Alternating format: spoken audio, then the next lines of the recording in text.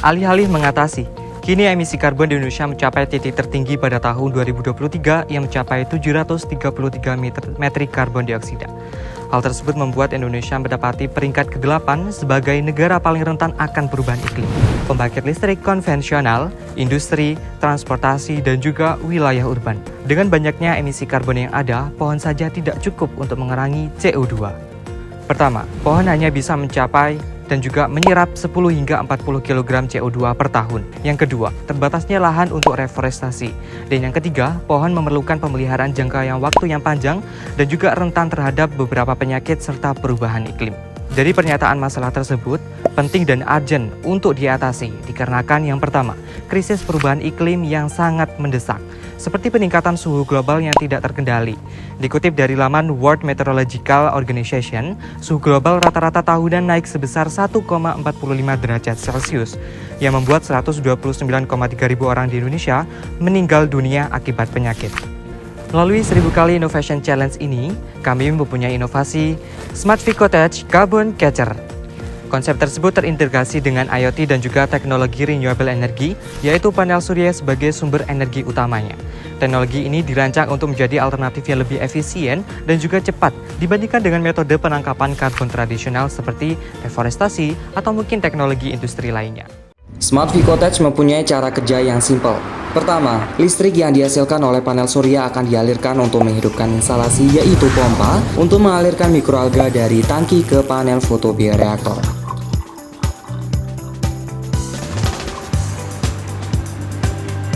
Setelah panel fotobioreaktor penuh, sensor akan mengaktifkan pompa CO2 melalui pipa di bawah panel fotobioreaktor yang akan dipompa ke atas. Udara yang mengandung CO2 digunakan untuk fotosintesis sehingga dapat menghasilkan udara bersih.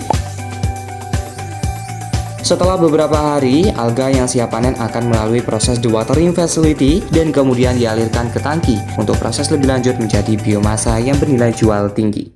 Pada inovasi kami ini juga memiliki beberapa dampak dan kesesuaian dengan keadaan di Indonesia, yakni yang pertama, dampak sosial, mampu meningkatkan kesadaran lingkungan akan pentingnya mitigasi perubahan iklim akibat tingginya karbon di udara. Untuk yang kedua, peningkatan lapangan kerja, yakni tenaga kerja untuk pemeliharaan, pengelolaan biomasa, dan produksi produk turunan seperti pupuk atau biochar. Untuk yang ketiga, edukasi masyarakat, yakni teknologi ini dapat digunakan sebagai alat edukasi interaktif, terutama untuk lembaga pendidikan.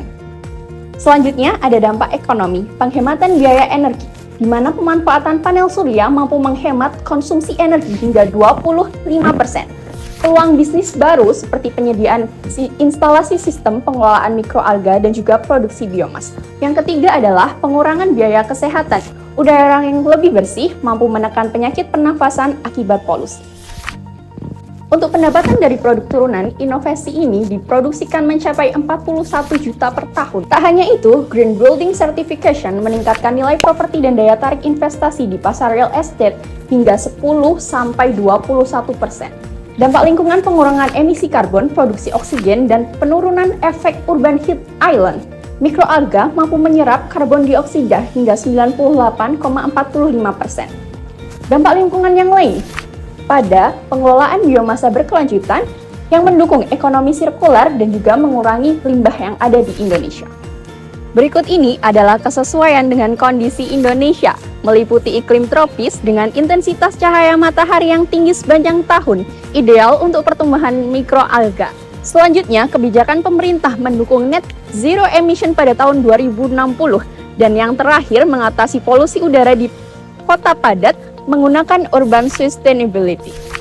Dari inovasi yang kami paparkan, diperkirakan membutuhkan biaya investasi awal sebesar 185 juta dan memiliki proyeksi pendapatan mencapai 71 juta per tahun. Tak kalah penting, sumber daya yang dibutuhkan untuk inovasi ini adalah yang pertama, produsen mikroalga dan juga distributor biomasa alga.